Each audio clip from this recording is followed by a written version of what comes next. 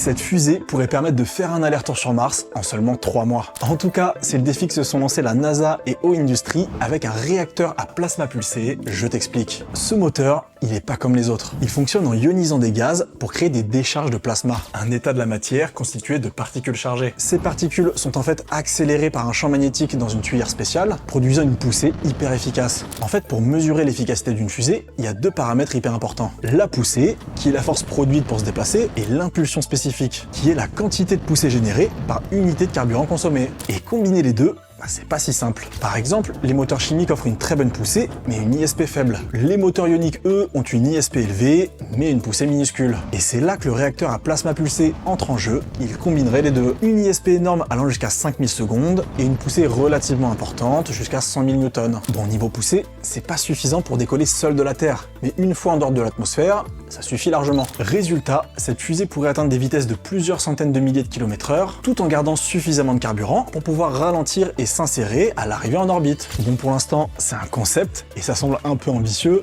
mais la NASA et O Industries explorent ces technologies pour peut-être rendre les voyages vers Mars plus rapides et efficaces. C'était Le Chimiste pour Curieux Live, un média à but non lucratif qui fait des articles, des vidéos et des BD.